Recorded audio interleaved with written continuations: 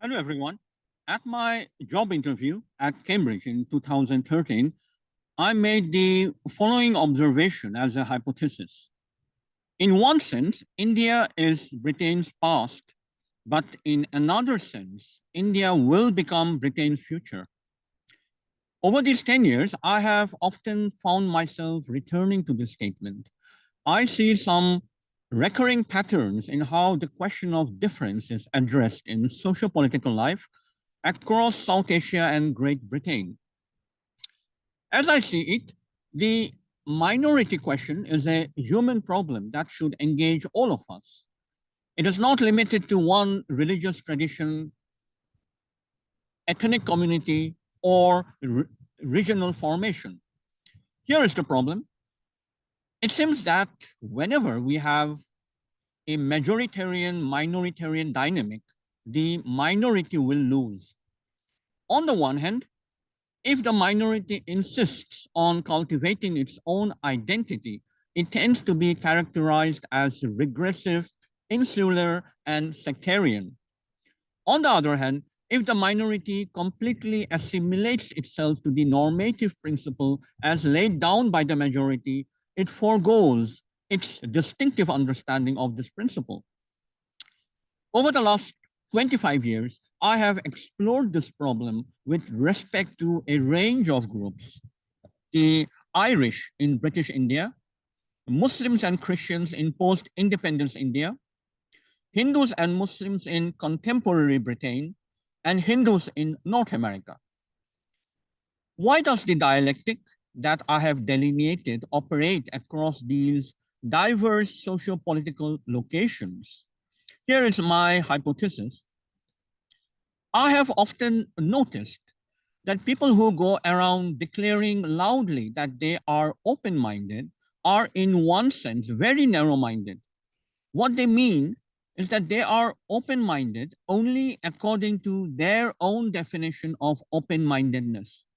Therefore, anyone who disagrees with this particular definition is castigated by them as narrow minded.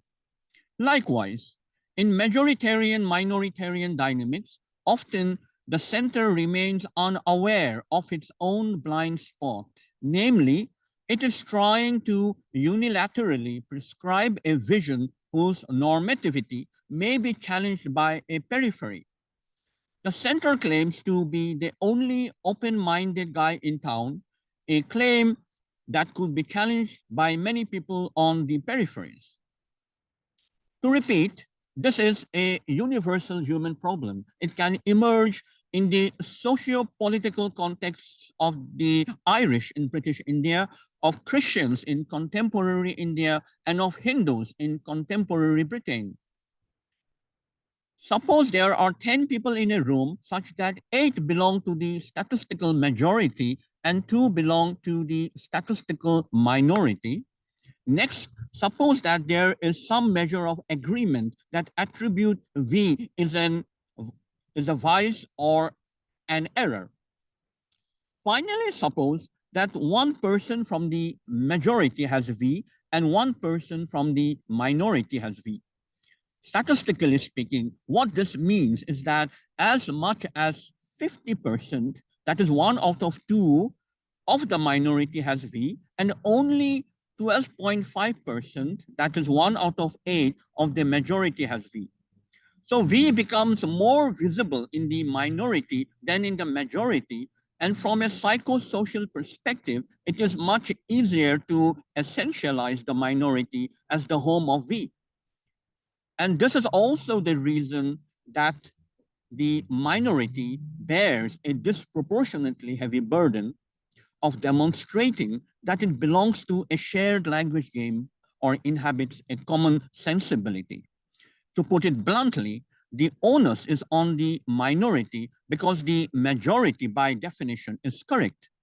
Or, if you will allow the pun, the minority is what is left when the majority is what is right.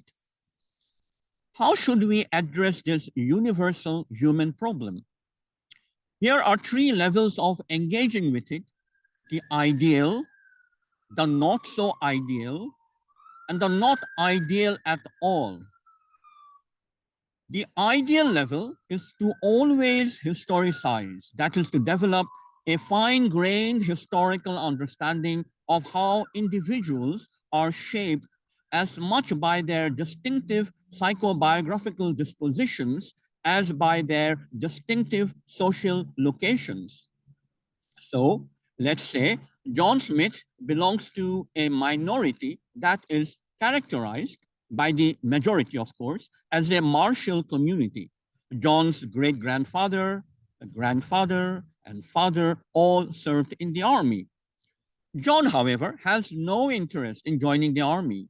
He wants to sit down under a banyan tree and write beautiful poems about roses, revolutions, and republics.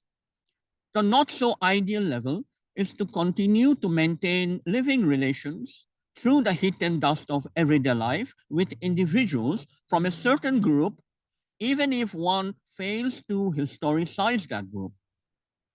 Many years ago, someone indicated to me that Islam is an essentially violent worldview. Some days later, I ran into this person who told me that he was going to the house of his Muslim friend to celebrate Eid. During our conversation, it became clear that in his psychic space, these two dimensions were distinct. Number one, his generic views about Islam as a whole, and number two, his friendship with one Muslim individual. Although I myself find this combination somewhat logically inconsistent, it represents, shall I say, the existential triumph of humanity over ideology. Here is an example from my recent academic research. I often reflect on the following disparity. On the one hand, one persistent critique of Hindu religious visions from many Christian and Muslim horizons in Euro-American locations relates to what is called idol worship.